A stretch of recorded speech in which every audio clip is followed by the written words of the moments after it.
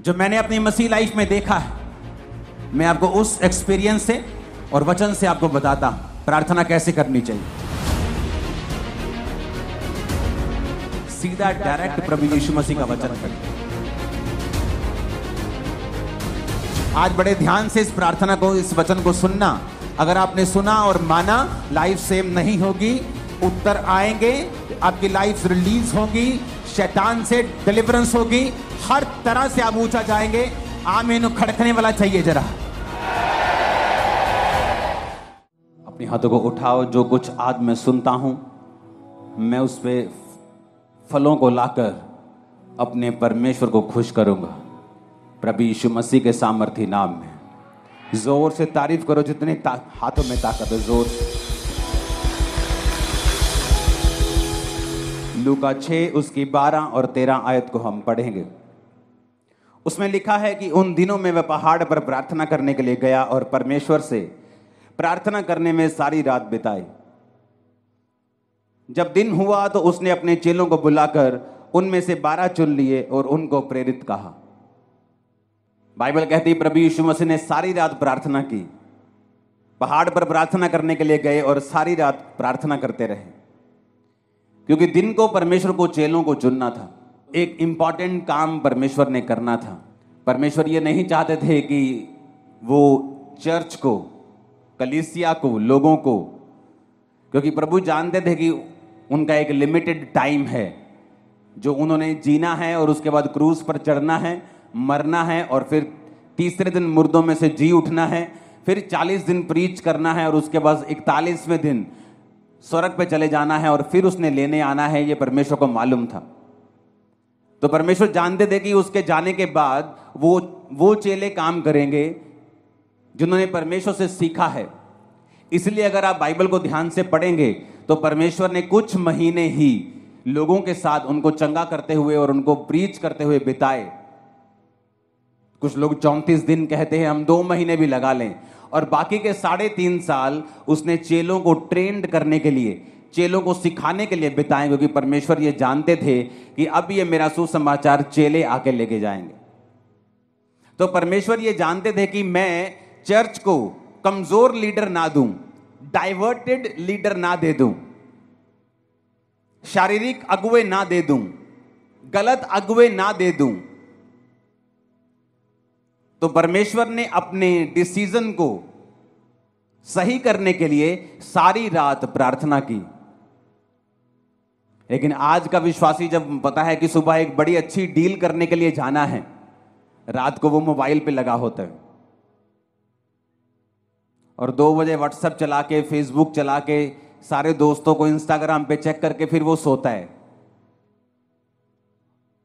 और फिर लाइफ में गलतियां करता है और फिर इल्जाम दूसरों पे डालता है। यार ये बंदा गलत मिल गया लाइफ, यार मेरा पार्टनर गलत मिल गया, बिजनेस पार्टनर सही नहीं मिलिया मैनू, यार मैनू उन्हें धोखा दे दिता। जीसस जानते थे कि अपना फेलियर किसी के ऊपर डालने के बजाय ये अच्छा है कि मैं सारी रात परमेश्वर से प्रार्थना करूं और परमेश्वर से अगुवाई को मांगूं और अपने डिसीजंस के ऊपर परमेश्वर की अगुवाई को लूं, ताकि मैं कोई भी गलती ना करूं। हालांकि उन 12 चेलों में से एक व्यक्ति शैतान था, यहूदा इस्करियोती, लेकिन वो भी परमेश्वर की इच्छा के नीचे ही था कि उसका चेला ही उसे पकड़वाएगा। उसका प्रेम करने वाला, उसको चुंबन देने वाला, किस करने वाला चेला ही उसे पकड़वाएगा। लेकिन आज कितने विश्वासी हैं जो अपनी लाइफ के इंपॉर्टेंट डिसीजंस लेने हो तो वो प्रार्थना के साथ जाते हैं। आपके बच्चों को कौन से स्कूल में डालना है, ये प्रार्थना का विषय है। आपको किस जगह पर कैसे सेवकाई करनी है, प्रार्थना का विषय है। इस सेवकाई को करने से पहले, इस सेवकाई को शुरू करने से पहले मैं लंबी लंबी रातों प्रार्थनाओं में रहा हूं कि मुझे किस तरह से शुरुआत करनी है, कहां करनी है, मुझे कुछ मालूम नहीं था। बाइबल कहती है प्रार्थना छुटकारे को लेके आती है, लेकिन आज कितने विश्वासी हैं जो प्रार्थना करते हैं। अक्टूबर महीना एक बहुत स्पिरिचुअल महीना है और सबसे इंपॉर्टेंट महीनों में एक है आप लोगों के लिए। मैं आपको बता रहा हूं स्पिरिचुअली, मैं इसमें डिटेल में नहीं जाना चाहता, लोग जादू और टोनों के नीचे रहते हैं इन महीनों में, लेकिन इन्हीं महीनों में परमेश्वर का आत्मा भी आपकी लाइफ में बड़े काम करना चाहता है। बहुत लोग ये जानते हैं कि प्रार्थना करने से वो छूट जाएंगे, लेकिन जब भी वो प्रार्थना करने के लिए बैठते हैं, शैतान पूरी तरह से उन पे फाइट करता है। आपके परिवार के बीच से होके, आपके शरीर के बीच से होके, इच्छाओं के बीच से होके, आपको जब प्रार्थना करने का समय होता है, हर तरह के नेगेटिव ख्याल आपके मन में आता है, हर तरह का अविश्वास आपके मन में आता है। तो मैं भी ये क्वेश्चन करना चाहता हूं कि जब आप प्रार्थना करने के लिए बैठते हैं तभी ऐसा क्यों होता है? आप टीवी देखने के लिए बैठते तब ऐसा क्यों नहीं होता? जब आप प्रार्थना करने के लिए बैठते हैं तभी अविश्वास मन में क्यों आता है? तभी शैतान मन में क्यों आता है? तभी नेगेटिव बात मन में क्यों आती? तभी पाप मन में क्यों आता है? क्योंकि शैतान को मालूम है प्रेयर में छुटकारा है। उसको पता है कि प्रेयर के द्वारा ही आप अगले लेवल तक जा सकते हो। उसको पता है कि प्रेयर के द्वारा ही आप ऐसे डिसीजन ले सकते हो जो आप अपने दिमाग से कभी नहीं ले पा रहे थे। क्योंकि उसको पता है कि जब आप प्रेयर करेंगे तो परमेश्वर आपकी स्पिरिट में आपकी अगुवाई करेगा। झट से आपको अंदर एक लाइट की तरह जगता है, जैसे लाइट जगती है ना एकदम कमरे में, वो मोमेंट एक लाइट की तरह होता है। जस्ट आपकी स्पिरिट में ऐसे आता है लाइट की तरह, और आपको मालूम होता है कि परमेश्वर ने आपसे बात की है। लेकिन ये सारी चीजें प्रार्थना में होती हैं और वचन पढ़ने के दौरान होती हैं, जब आप प्रार्थना वाले स्थान में होते हैं और आप वचन पढ़ते हैं। आप जानते हैं बाइबल में लिखा है कि प्रभु यीशु मसीह के कोड़े खाने से आप लोग चंगे हुए। लिखा है कि नहीं लिखा? तब भी कुछ विश्वासी बीमार रहेंगे। ऐसा क्यों? अगर यीशु मसीह के कोड़े खाने से हम चंगे हुए हैं, अगर हमारे परमेश्वर ने प्राइस पे कर दिया है, मूल्य अदा कर दिया है, तो फिर भी बीमारी क्यों? बीमारी इसलिए क्योंकि बाइबल का वचन कभी भी अपने आप पूरा नहीं होता। जिस तरह इंडिया का संविधान जो आपको ताकत देता है, जो ये कहता है कि जब आपने एक प्रॉपर्टी के पैसे पे कर दिए और वो प्रॉपर्टी की रजिस्ट्री आपके नाम के ऊपर है, तो कोई दूसरा उस पर कब्जा नहीं कर सकता, लेकिन फिर भी लोग कब्जा कर लेते हैं, हाँ या ना? फिर आप क्या करते हैं? आप कोर्ट में जाते हैं। आप कोर्ट में जाके बोलते हैं जज साहब को, जज साहब आपके संविधान में लिखा है कि ऐसा ऐसा ऐसा लॉ है, इस लॉ के मुताबिक ये मैं इस प्रॉपर्टी का मालिक हूं, कागज मेरे नाम पे हैं। तो वो जज डिसीजन देता है, जब सब कुछ जांच परख लेता है, कि उस बंदे को बाहर निकाला जाए। लेकिन अगर आप केस नहीं करेंगे तो वो बंदा जो है वो आपकी प्रॉपर्टी के ऊपर कब्जा किए रहेगा। आप रोते रहिए, आप करलाते रहिए, आप भीख मांगते रहिए, आप रेंट पे रहते रहिए, आप कुछ भी करते रहिए, नुकसान झेलते रहिए, लेकिन ये सारी चीजें आपका छुटकारे का कारण नहीं बन सकती जब तक आप केस नहीं करेंगे। उसी तरह से आपको परमेश्वर के वचन जो बाइबल में लिखे हैं अपने आप से कभी भी पूरे नहीं होंगे जब तक आप इन वचनों को लेंगे नहीं।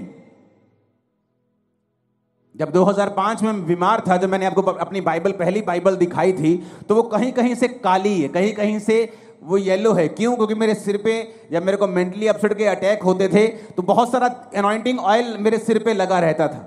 तो जब वचन मेरे सामने आता था, जहां हीलिंग होती थी, जहां कुछ छुटकारे का वचन होता था, तो मुझे रोना आता था और मैं बाइबल को पकड़ के ऐसे सिर पे लगाता था। वो तेल लगता था पेपर्स के ऊपर, वो काले हो जाते थे। तो मैं प्रभु से पूछता था कि परमेश्वर तेरे वचन में लिखा हुआ है, मैंने थोड़ी लिखा है, ये वचन मैंने थोड़ी बनाया है। तेरे वचन में लिखा हुआ है धर्मी का वंश बचाया जाएगा। तेरे वचन में लिखा हुआ है कि तेरे कोड़े खाने से मैं चंगा हो चुका हूं। तेरे वचन में लिखा हुआ है, अब ये तेरा वचन मेरी जिंदगी में पूरा हो। अपने आप कुछ नहीं होगा। पेंटिकोस्त के दिन चेले प्रार्थना कर रहे थे। क्या प्रार्थना कर रहे थे? जब पवित्र आत्मा उतरा, मैंने लोगों को पूछा, मैं लोगों को पूछता हूं क्या प्रार्थना कर रहे थे कि पवित्र आत्मा उतरा? कहते जी प्रार्थना कर रहे थे कि परमेश्वर तेरा आत्मा उतरे। मैंने कहा ऐसा तो नहीं लिखा बाइबल में। वचन कहता है, उन्होंने पुराने नियम का वचन निकाल के योएल नबी की पुस्तक निकाली और कहा प्रभु तेरे वचन में लिखा है अंत के दिनों में तू अपना आत्मा सब मनुष्यों के ऊपर उंडेलेगा। अब तू अपने लिखे हुए वचन के अनुसार अपना आत्मा दे। जब परमेश्वर आपको लिखे हुए वचन से प्रार्थना करते हुए देखता है तो वो आपकी प्रार्थना मोड़ सकता है, खाली भेज सकता है, लेकिन वो अपने लिखे हुए वचन के बीच से की गई प्रार्थना को खाली नहीं भेजता। कितने मेरी बात को समझ रहे हैं? जब आप जज को बोलते हैं जज साहब इसको छोड़ दीजिए, ये अपनी मां का एक लौता बेटा है, इसकी मां मर जाएगी, तो जज इस बिहाफ पर गुनहगार को छोड़ता नहीं, आप कुछ भी मत बोलिए जज को, ये अकेला बेटा है कि इसकी मां के 14 बच्चे हैं, छोड़ दीजिए। आप ये बताइए जज को कि ये प्रूफ है जी, ये निर्दोष है। जज और कुछ नहीं पूछेगा, उसको छोड़ देगा, हाँ या ना। उसी तरह से आप परमेश्वर को धमकियां देते हैं, प्रभु मेरा अभी मैं तो अभी जवान हुई हूं। आप धमकियां देते हैं, प्रभु मेरा बच्चा अभी छोटा है। आप धमकी देते हैं, प्रभु मेरे पास पैसा नहीं है तो मेरी मां को कैंसर कैसे हो आप धमकियां देते हैं, उसका कोई भी असर परमेश्वर पे नहीं होगा, क्योंकि वो लिखे हुए वचन से बीच में से जो प्रार्थना की जाती है उसको वो सुनता है और उत्तर देता है, क्योंकि वो अपने वचन का इनकार नहीं कर सकता। एक विश्वासी को कैसे प्रार्थना करनी चाहिए, आज बड़े ध्यान से इस प्रार्थना को, इस वचन को सुनना। अगर आपने सुना और माना, लाइफ सेम नहीं होगी, उत्तर आएंगे, आपकी लाइफ रिलीज होगी, शैतान से डिलीवरेंस होगी, हर तरह से आप ऊंचा जाएंगे। आमीन खड़कने वाला चाहिए जरा। अब आपको बात बड़े ध्यान से समझना है, एक विश्वासी को प्रार्थना कैसे करनी चाहिए, यह मैं आपको समझाता हूं। ये मैं उन लोगों को समझाता हूं कई बार जो मेरे पास मिलने के लिए आते हैं, लेकिन आज मैं आप सबको समझा रहा हूं। एक विश्वासी को प्रार्थना कैसे करनी चाहिए, कौन सी प्रार्थना है जिससे आपके लाइफ में रिजल्ट आता है। अब आपने ये बात समझ ली कि प्रार्थना जरूरी है, प्रार्थना नहीं करेंगे परमेश्वर उत्तर नहीं देगा। उसने लिखा है मांगो तो दिया जाएगा। वचन, ये आप बोलेंगे वचन में तो लिखा है कि परमेश्वर मांगने से पहले जानता है तुम्हें किन वस्तुओं की जरूरत है। हाँ, वो जानता है तुम्हें किन वस्तुओं की जरूरत है, लेकिन देता तभी है जब तुम मांगते हो, क्योंकि वो अपने वचन को पूरा करता है। मांगो तो दिया, ढूंढो तो तुम, खटखटाओ तो तुम्हारे लिए खोला जाएगा। अब शैतान बुरी कोशिश करता है कि जब तुम प्रार्थना करने के लिए बैठो तुम्हें फोन याद आ जाए, तुम्हें सॉन्ग याद आ जाए, तुम्हें कुछ बात याद आ जाए, तुम्हें काम याद आ जाए, एनीथिंग पॉसिबल, पॉजिटिव और नेगेटिव एनीथिंग वो आपको याद करवाएगा, क्योंकि उसको मालूम है कि प्रार्थना ही एक ऐसा एक लौता माध्यम है जिसके द्वारा तुम परमेश्वर के साथ जुड़ते हो और आगे बढ़ते हो, और परमेश्वर का आत्मा तुम्हारी अगुवाई करता है। जो मैंने अपनी मसीह लाइफ में देखा है, मैं आपको उस एक्सपीरियंस से और वचन से आपको बताता हूं प्रार्थना कैसे करनी चाहिए। आपको दिन में सुबह प्रार्थना करनी चाहिए, आपकी पर्सनल प्रेयर, जिसमें आप सिर्फ अपने लिए, अपने परिवार के लिए, अपने काम के लिए, अगर आप पास्टर हैं तो अपनी सेवकाई के लिए आप प्रार्थना करते हैं। अगर आप सुबह 1.5 घंटा प्रार्थना करने बैठे हैं, क्योंकि उसके बाद आपको काम पे निकलना है, तो आपको पौना घंटा प्रार्थना करनी है, 45 मिनट। आधा घंटा आप वचन पढ़ें और बाकी का 15 मिनट आप वचन को खोलें और अपनी लाइफ के मुताबिक, मान लीजिए एक विश्वासी बीमार है, वो नीति वचन को निकाले 3 को, वो यशाया 54 को, वो भजन संहिता 103 को, वो इस तरह के वचन निकाले जहां परमेश्वर ने आपको शारीरिक चंगाई की वायदा किया है। आप उस वचन को पढ़ें कि परमेश्वर तेरे वचन में लिखा है। जिस तरह जब मुझे रोग था तो मैं परमेश्वर को बोलता था कि प्रभु तेरे वचन में लिखा है भजन संहिता में कि तू मुझे दीर्घ आयु से तृप्त करेगा, तो मैं प्रभु से बात करता था, लड़ता था, जैसे फाइट करते हैं। किससे? वचन से। इमोशनल फाइट नहीं, उसका कोई फायदा नहीं। वचन से फाइट करना। परमेश्वर कहता है वचन से अपने प्रमाण मुझे दो, सबूत दो मुझे, क्यों मैं तुम्हें चंगा करूं, क्यों तुझे बच्चा दूं, क्यों ब्लेस करूं, सबूत दो। क्या है सबूत? सबूत वचन है। तो प्रभु से मैं बोलता था प्रभु तेरे वचन में लिखा है कि तू मुझे दीर्घ आयु से तृप्त करेगा, तो क्या इस रोग के साथ मैं दीर्घ आयु जी सकता हूं? अगर जी सकता हूं तो ये दीर्घ आयु किस काम की होगी अगर मैं सारी उम्र रोगी रहूंगा? तो मैं इस तरह से प्रभु के साथ फाइट करता था कि प्रभु तेरे वचन में लिखा है कि तू मुझे दीर्घ आयु से तृप्त करेगा। एक टेस्टिमनी को मैं पढ़ रहा था, एक सिस्टर की, आज बहुत सारी जबरदस्त गवाहियां आपने सुनी, तारीफ करो सब गवाहियों के लिए। तो मैं गवाही जब सुन रहा था तो एक सिस्टर थी जिसने वचन सुना, और वचन सुनने के बाद उसने रोज वचन के बीच से प्रार्थना करनी शुरू कर दी। तो हुआ क्या था, उसके यूट्रस में बीमारी थी, उसको बेबी नहीं, हस्बैंड में भी रोग था, बेबी नहीं हो सकता था। लेकिन उसे यह मालूम हुआ कि वचन के बीच से अगर मैं प्रार्थना करूंगी, प्रभु को उसके वायदे याद करवाऊंगी, तो ये परमेश्वर संभव है। उसने प्रार्थना करनी शुरू कर दी वचन से कि प्रभु तेरे वचन में लिखा है कि धर्मी का वंश बचाया जाएगा। मेरा वंश कहां है? क्या मैं धर्मी नहीं हूं? मैं तुझ पे विश्वास करती हूं तो मैं एक धर्मी हूं। प्रभु तेरे वचन में लिखा हुआ है कि तू बांझ को घर में लड़कों का आनंद करने वाली माता बनाता है। प्रभु तेरे वचन में लिखा हुआ है कि तू हमें फलवंत करेगा। प्रभु तूने आदम को कहा था be fruitful and be multiply. बिना बच्चे के मैं मल्टीप्लाई कैसे हो सकती हूं? तो उसने रोज क्या किया, वचन के बीच से प्रभु को प्रार्थना करनी शुरू कर दी। 2-3-4 साल कुछ नहीं हुआ, कोई फर्क नहीं, लेकिन उसकी बॉडी थोड़ी अच्छी हो गई, लाइफ अच्छी हो गई। वो चलती रही। उसको शायद पीरियड भी नहीं आते थे, पता नहीं चलता था कि बेबी प्रेगनेंसी है कि नहीं है, क्योंकि बहुत सारी कॉम्प्लिकेशंस थी। एक दिन अचानक अपने रेगुलर डॉक्टर से जब चेकअप करवाने के लिए गई, वो 2nd मंथ की प्रेग्नेंट थी और परमेश्वर ने उसको एक बेटा दिया। उसके बाद परमेश्वर ने उसको एक बेटी दी, दोनों जीवित हैं। आप जब सुबह प्रार्थना करने के लिए उठें तो अगर आप 1.5 घंटा प्रार्थना करते हैं तो 45 मिनट प्रार्थना करें। उसमें आपको क्या बोलना है? आप कुछ भी बोलें, वो परमेश्वर है, वो कोई बाबा नहीं है कि आप एक वर्ड थोड़ा इधर उधर बोल देंगे तो वो आपकी जान ले लेगा या आपको श्रापित कर देगा। एक छोटा बच्चा जब अपनी मां के पास आता है और 1 साल का होता है और बोलता नहीं पूरा, या मामा मामा जा ऐसे करता है, तो उसकी मां उस गुस्सा नहीं करती। उसकी मां पहचान लेती है इसको क्या चाहिए, इसको दूध चाहिए, इसको खाना चाहिए, इसको दाल का पानी चाहिए, इसको वॉशरूम आया है, वो पहचान लेती है। आपका पिता भी ऐसा है, आपका हेवनली फादर भी ऐसा है। जब आप 45 मिनट प्रार्थना में बैठेंगे तो उसका थैंक्स करें, उसकी वर्शिप करें, उसको शुक्र कहें, सब बातों के लिए उसका थैंक्स करें, आप उसके साथ बात करें। वो आपका पिता है, वो बाबा नहीं कि आपको मार देगा। आपको 2 चीजें गलत पढ़ देंगे तो वो आपको कत्ल कर देगा या आपको श्रापित कर देगा, ऐसा नहीं है। लेकिन वो ऐसा परमेश्वर भी है जो ये कहता है कि अपना प्रमाण मुझे दो, जो ये चाहता है कि उसके बच्चे एक्टिव रीति से ये जाने कि वचन में क्या लिखा है और वचन में कौन सी चीजें हैं, क्या अधिकार हैं हमारे पास वचन के बीच से जो हमें इस्तेमाल करने हैं। तो जब आप सुबह प्रार्थना करने के लिए 45 मिनट उठे और आपने प्रार्थना की, आपने थैंक्स किया, आपने वर्शिप की, आपने प्रभु का थैंक्स किया, 45 मिनट हो गए, आपने आधा घंटा बाइबल पढ़ी। अब अगले 15 मिनट, आधा घंटा बड़ा इंपॉर्टेंट है। उसमें क्या करना है? वचन निकालना है जो आपकी लाइफ से संबंधित है। आपको हीलिंग चाहिए, हीलिंग के वचन निकालें। आपको बच्चा चाहिए, उस बच्चे के वचन निकालें। जहां परमेश्वर ने आपको वंश आशीषित करने का आपको वायदा किया है, परमेश्वर ने कहा वो व्यक्ति जो परमेश्वर की इच्छाओं पर चलेगा और उससे उसका डर मानेगा, परमेश्वर उसको उसी मार्ग में चलाएगा जिससे वो प्रसन्न होता है, उसका वंश पृथ्वी पर पराक्रमी होगा। तो परमेश्वर कहते तुम्हारे बच्चे जो होंगे पृथ्वी के ऊपर पराक्रमी होंगे, बड़े बड़े काम करने वाले होंगे, डरपोक बच्चे नहीं होंगे।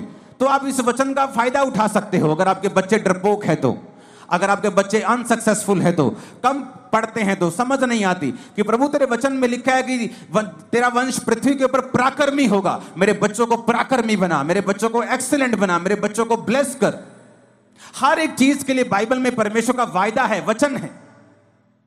आप अपने मोहल्ले में क्रिश्चियन हैं, आप एक छोटा मोटा बिजनेस करते हैं, आप अगर वचन को जानते होंगे आप उस वचन को निकाल लेंगे। प्रभु तेरे वचन में लिखा है, तूने कहा है कि तू मुझे सब जातियों से श्रेष्ठ करेगा, सब दूसरी जातियां अन्य जातियों से तू मुझे श्रेष्ठ करेगा। प्रभु मैं प्रार्थना करता हूं, मैं अपने टाइट को भी बोता हूं, मैं आज प्रार्थना करता हूं, मुझे सबसे श्रेष्ठ बनना है, मुझे बेस्ट बनना है अपने बिजनेस में, अपनी लाइफ में मुझे बेस्ट चाहिए। आप बेस्ट होंगे अगले 7 सालों के अंदर।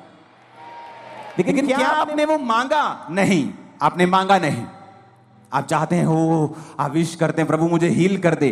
आप जीनी के पास नहीं है कि आपने रगड़ा और जीनी निकला और आपने कहा क्या चाहिए, उसने कहा क्या चाहिए, आपने कहा मुझे चंगा कर दो।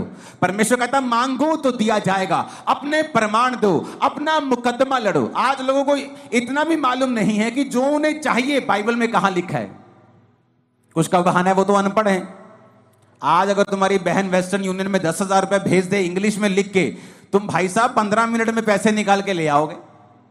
तुम्हें पता है किससे पढ़वाना है, किसको 10 रुपए का लालच देना है, किस पोते को बोलना है, किस पोती को बोलना है 100 रुपए देके और पैसे निकलवा के लेके आने। लेकिन जब बाइबल पढ़ने का समय आता है, आपको ट्यूशन रखनी चाहिए। अगर आप अनपढ़ है तो 2 महीने में बाइबल पढ़नी सीखो, खुद समझो बाइबल में कहां कहां वो वचन लिखे हैं जो आपको जरूरी चाहिए, जो आपके लिए एक हथियार की तरह काम करेंगे।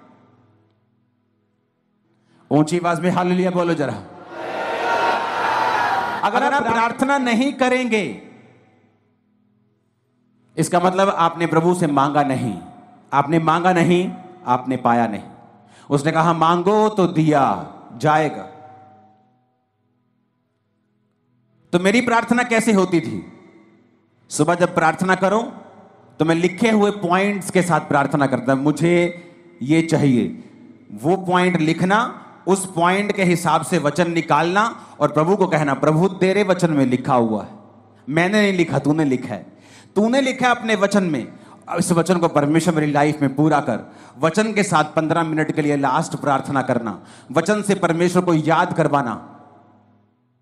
अगर आपको कोई सीरियस प्रॉब्लम है तो उसके बाद आप शाम को प्रार्थना करें फिर 1.5 घंटा, और उसके बाद सेम वही प्रार्थना रात को करें 1.5 घंटा।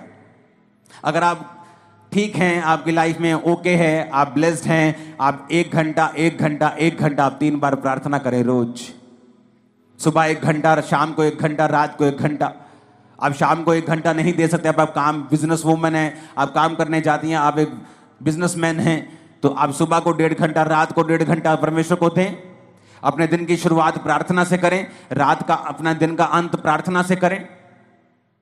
आप परमेश्वर को लिखे हुए वचनों से बताएं कि आपको क्या चाहिए।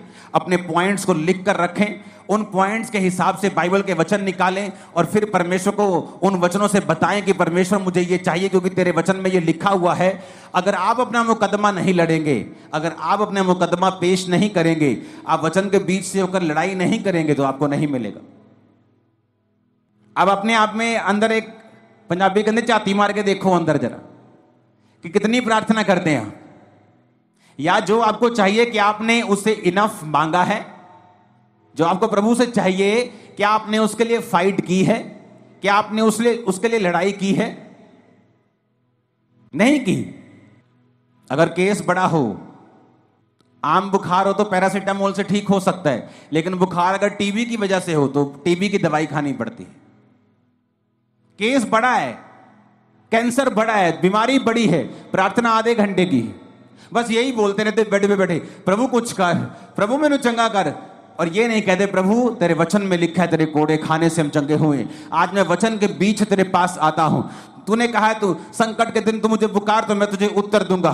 तेरे वचन में लिखा हुआ है कि तू अपने धर्मी जन के अपराधों को माफ करता है, उनको चंगा भी करता है। लेकिन वचन के बीच से हमने कोई प्रार्थना नहीं की। यीशु मसीह को मालूम था कि मैं अपनी चर्च को कमजोर चेले नहीं दे सकता, डाइवर्टेड चेले नहीं दे सकता, क्योंकि जब प्रभु यीशु मसीह ने 12 चेले चुने तो मैं आपको बता सकता हूं परमेश्वर के पास सैकड़ों लोग थे जो उसको उस समय फॉलो कर रहे थे।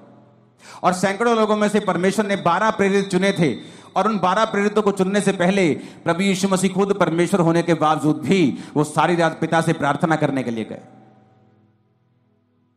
आज हमें लगता है ये अच्छा है, ये अच्छा है, लेकिन परमेश्वर कहता है विद प्रेयर अगर तुम वो काम करोगे तुम कभी फेल नहीं होगे।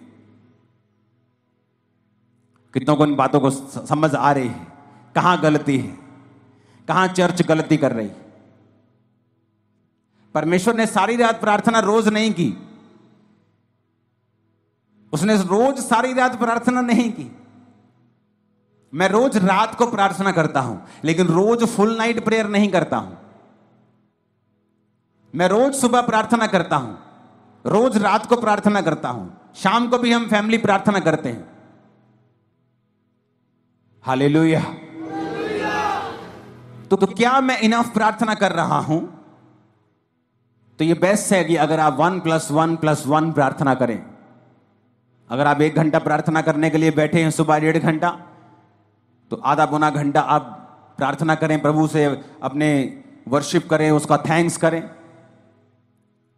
उसके बाद आप बाइबल पढ़ें कुछ समय के लिए, और फिर कुछ समय आप बाइबल के वचनों के बीच से होकर प्रार्थना करें। आपकी लाइफ कभी भी सेम नहीं रहेगी। अगर आपको इस बात का प्रमाण देखना है तो एक काम करें, अपनी बाइबल के पीछे एक पेंसिल ले लें और अपनी बाइबल के पीछे पेंसिल से अपने प्रेयर पॉइंट लिखें। आपको क्या क्या चाहिए? पहला पॉइंट क्या चाहिए, दूसरा क्या चाहिए, तीसरा क्या चाहिए, चौथा क्या चाहिए। पेंसिल से लिखें, पेन से नहीं लिखना। और उन पेंसिल से लिखे हुए जो आपके प्रेयर पॉइंट हैं, उन्हें वचन के बीच से होकर आप रोज 1+1+1, रोज 2 समय कम से कम 1.5 घंटा या 1 घंटा 3 बार आप रोज परमेश्वर को याद करवाना शुरू करें। आप फिर देखें कुछ महीने बाद कि जो पॉइंट आपने पीछे लिखे हुए हैं, मैं आपको बता सकता हूं वेरी सून उनमें से 50%, 60%, 70%, फिर 90%, 100% आप उन प्रेयर पॉइंट्स को पूरा होते हुए देखेंगे। आप देखेंगे कोई रह ही नहीं गया, आप आगे ऐड करते जाएंगे, वो नए होते जाएंगे। लेकिन जो आपने पुराने ऐड किए होंगे, आप देखेंगे कि किस तरह से परमेश्वर ने आपकी लाइफ में वो काम किया। और जो आपके प्रेयर पॉइंट पूरा हो गया, उसे मिटे दें, उसे मिटाकर पेन लें और बाइबल में ही कहीं पर एक बहुत से बाइबल में खाली पेजेस होते हैं, उस पेन से लिखें गवाही कि ये प्रेयर पॉइंट आपका था, इस तारीख को परमेश्वर ने इसको पूरा कर दिया। जो प्रेयर पॉइंट पूरा होता जाए, बाइबल के पीछे पेन से लिखते जाएं। आप हैरान हो जाएंगे इस प्रार्थना को करने के बाद, इस तरह की प्रार्थना को करने के बाद, जब आप 1 साल के बाद अपनी बाइबल देखेंगे तो आपके नीले पॉइंट ज्यादा होंगे और काले वाले कम होंगे। आप देखेंगे वो पूरे हो रहे हैं। और जब भी आप देखेंगे कि शैतान आपको इस प्रार्थना करने से क्यों रोकता रहा है, उसको मालूम है इसी प्रेयर में रिजल्ट आना है। शैतान को पता है कि इसी प्रार्थना के द्वारा आप छुड़ाए जाएंगे, इसलिए वो पूरी संभव कोशिश करता है कि आपको इस प्रार्थना से दूर रखा जाए, क्योंकि प्रार्थना में छुटकारा है, ये शैतान जानता है। परमेश्वर ने क्या कहा? इतना सिंपल और इतना पावरफुल परमेश्वर ने वचन दिया। परमेश्वर ने कहा, एक नगर में एक विधवा थी और एक अधर्मी न्यायी रहता था। न्यायी मतलब एक जज रहता था, लेकिन अधर्मी था, पापी था। तो विधवा बार बार उसके पास जाकर बोलती थी, मेरा न्याय चुका और मुझे मुद्दई से बचा, मुझे फलाने बंदे से बचा, मेरा न्याय कर। तो बाइबल कहती है, परमेश्वर कहता कि वो अधर्मी, वो पापी न्यायी क्या सोचता है कि ये विधवा आकर बार बार मेरे नाक में दम ना कर दे, इसलिए मैं इसका काम कर देता हूं। तो परमेश्वर ने कहा, सुनो वो अधर्मी क्या कहता है। अब जो व्यक्ति दिन रात परमेश्वर के नाम की दुहाई देता है, परमेश्वर ने कहा, क्या मैं उसका न्याय नहीं करूंगा? जो व्यक्ति दिन रात मेरे नाम की दुहाई देता है, क्या मैं उसका न्याय नहीं चुकाऊंगा? क्या मैं उसकी प्रार्थना नहीं करूंगा? ये कौन कह रहा है? सीधा डायरेक्ट प्रभु यीशु मसीह का वचन है ये। प्रभु यीशु मसीह अपने मुंह से अपने लोगों को समझा रहे हैं कि एक विधवा बार बार जाने से एक पापी बंदे से न्याय ले सकती है। तो प्रभु कहता है कि अगर तुम मेरे पास दिन और रात मेरे नाम की दुहाई दोगे, मैं तुम्हारा न्याय क्यों नहीं करूंगा? मैं तुम्हें क्यों नहीं छुड़ाऊंगा? मैं क्यों तुम्हारी प्रार्थना का उत्तर नहीं दूंगा? मैं क्यों तुम्हें नहीं बंधनों से आजाद करूंगा? पर कंडीशन क्या है? अगर वो दिन रात मेरे नाम की दुहाई दें। आप एक दिन प्रार्थना करेंगे सुबह, आपने प्रार्थना की, प्रभु तेरे वचन में लिखा है धर्मी का वंश पराक्रमी होगा। प्रभु अपने बच्चों के लिए प्रार्थना करता हूं, अपने लिए हीलिंग के लिए, डिलीवरेंस। आप प्रार्थना करते हैं वचन के बीच, आप वही प्रार्थना फिर शाम को करते हैं, वही प्रार्थना फिर आप रात को करते हैं, फिर सुबह, फिर दोपहर, फिर शाम, फिर रात, फिर सुबह, फिर शाम, फिर रात, फिर सुबह, फिर शाम। परमेश्वर को आप दुखी कर देंगे और वो जवाब देगा। वो अपने वचन का इनकार नहीं कर सकता, वचन को डिनाई नहीं कर सकता। अगर आप वचन के बीच से उससे लड़ेंगे, वो आपको उत्तर देगा। याकूब को भी यह बात मालूम थी। याकूब को पता था कि उसका भाई उसे मारने के लिए 400 बंदे लेके आ रहा है। क्या लिखा वचन में? उसने सब परिवार को नदी के पार कर दिया। अपने 11 जितने बच्चे थे उसके उस समय तक, उन 11 बच्चों को, उन पत्नियों को, उन भेड़ों बकरियों को, सबको आगे कर दिया और रात अकेला रह गया। और क्या करता रहा? लिखा वो स्वर्गदूत के साथ रात भर लड़ता रहा। कैसे लड़ता रहा? शरीर के साथ नहीं। आप प्रभु से नहीं लड़ सकते, जा मैं तेनू नहीं मानता, जा मैं हूं प्रार्थना, आप ऐसे नहीं लड़ सकते। आप वचन से लड़ते थे, प्रभु तेरे वचन में लिखा है कि नहीं लिखा, तेरे वचन में लिखा है ना, तो ये मेरे जीवन में पूरा कर। तेरे वचन में लिखा है, मैं बांझ कैसे रह सकती हूं, क्योंकि तूने कहा है कि धर्मी तू बच, तेरा घराना बचाया जाएगा। तेरे वचन में लिखा है गर्भ का फल यहोवा के ओर से दिया हुआ प्रतिफल है, तेरे वचन में लिखा है, तो मैं गर्भ के फल से कैसे रह सकती हूं। आप लड़ेंगे नहीं। तो बाइबल कहती है वो पूरी रात लड़ा और परमेश्वर के दूत ने कहा अब से तेरा नाम इज़राइल होगा। और उसके भाई का मन चेंज हो गया। जब वो भाई से मिला तो उसने उसे मारा नहीं। क्यों? क्योंकि प्रार्थना में वो सब बातों को जीत चुका था।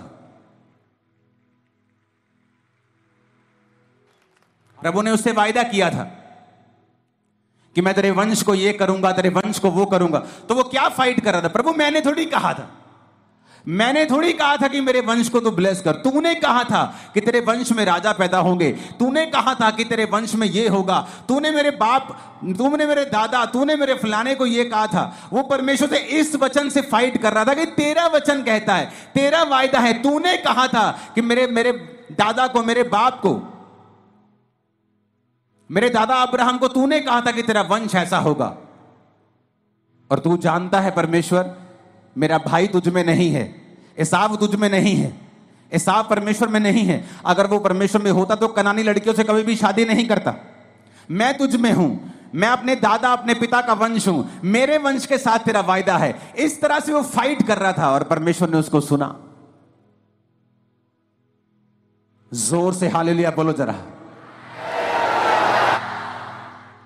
आज से अगर ये प्रेयर शुरू की तो नीले पेन से लिखने के लिए जल्दी तैयार हो जाना।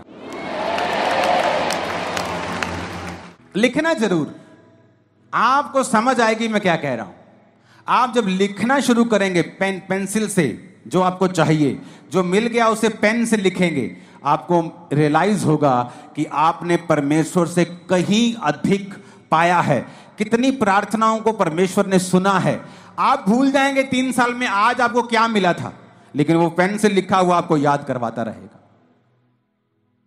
उतना कॉन्फिडेंस आपका बढ़ेगा कि मुझे इस प्रार्थना से उत्तर मिले हैं, इस तरह से मुझे उत्तर मिला था इस समय, उस समय, फलाने साल। अगर उस साल में इतना फंसा हुआ था और मैंने इस रीति के साथ प्रार्थना की, तो वो वचन तो सेम है। आज वो मुझे छुड़ाएगा जैसे उस समय परमेश्वर ने मुझे छुड़ाया था।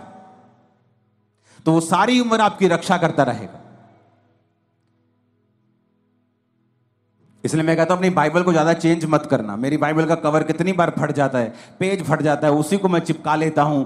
मेरे पास हजारों बाइबल पड़ी, लेकिन उस बाइबल में लिखा हुआ है, पीछे पॉइंट्स लिखे हैं, चीजें लिखी हैं, तो मैं चाहता नहीं कि वो मैं मिस करूं। हालेलुया बोलो ऊंची आवाज में। आज से ऊंची आवाज से बोलो, प्रार्थना करेंगे हम, इसी तरह से करेंगे, वचन के बीच से करेंगे। आमीन बोलो ऊंची आवाज। ये अक्टूबर स्पिरिचुअल मंथ होगा, फाइट का, जीतने का, डिलीवरेंस का, आशीष का, फाइनेंशियल ब्लेसिंग का भी होगा। आमीन। रोज प्रार्थना करने के लिए तैयार हैं? कैसे प्रार्थना करेंगे रोज? और कहता दिन और रात मेरे नाम की जो दुहाई देंगे। कितना सिंपल है परमेश्वर। उसने कहा है कि विधवा अपना न्याय करवा सकती है, बेवकूफ हो तो तुम क्यों नहीं करवा सकते? एक अधर्मी से, एक पापी से विधवा अपना काम निकलवा सकती है, तो तुम्हारा दिमाग कहां है? तुम धर्मी से, तुम परमेश्वर से काम नहीं निकलवा सकते क्या? एक विधवा एक पापी के पास बार बार जाकर उसको तंग करके काम निकलवा सकती है, परमेश्वर ने कहा, तो तुम्हारा दिमाग कहां है? तुम्हारे दिमाग पर शैतान ने क्यों पर्दा डाला है? तुम अंधे और गूंगे क्यों बनकर बैठे हो? तुम क्यों नहीं दिन और रात परमेश्वर के नाम की दुहाई देते हो? वचन के बीज से क्यों नहीं प्रार्थना करते हो? प्रार्थना करने के लिए परमेश्वर के समीप क्यों नहीं आते हो? और ये एग्जाम्पल खुद प्रभु यीशु मसीह ने अपने मुंह से दी है कि एक विधवा का न्याय अगर अधर्मी पापी कर सकता है, क्योंकि वो एक ऊंची पोस्ट के ऊपर है, लेकिन ना तो परमेश्वर से डरता है, ना किसी आदमी की परवाह करता है। फिर भी विधवा उससे काम निकलवा लेती है और वो ये सोचता है कि बार बार विधवा मेरे नाक में दम करेगी। तो परमेश्वर कहता है अगर विधवा उसका न्याय करवा सकती है अपना उसके पास जाके, और वो उस विधवा का न्याय कर सकता है, तो परमेश्वर तुम्हारा न्याय क्यों नहीं करेगा? अगर तुम भी कहने का मतलब है उसके नाक में दम कर दो तो प्रभु भी देखेगा भाई कि कितने दिन हो गए तेरे को सेम वचन से प्रार्थना करते, तू रोज आती है अपने बेबी के लिए, तेरे को 5 साल हो गए हैं, कब तक वो तुम्हारी प्रार्थना को अनसुना करेगा? वो तुम्हें जवाब देगा। तुम्हारी बाइबल का पिछला पन्ना उस नीली लाइंस के साथ भरा हुआ मैं देख रहा हूं, और तुम्हारी गवाहियों के साथ भरा हुआ देख रहा हूं यीशु मसीह के सामर्थी नाम में। परमेश्वर के गहरे वेदों को परमेश्वर के दास के द्वारा जानने के लिए और ऐसी और नई वीडियोस को देखने के लिए हमारे YouTube चैनल को सब्सक्राइब करें और साथ में बेल आइकन को प्रेस करें ताकि ऐसी और नई वीडियो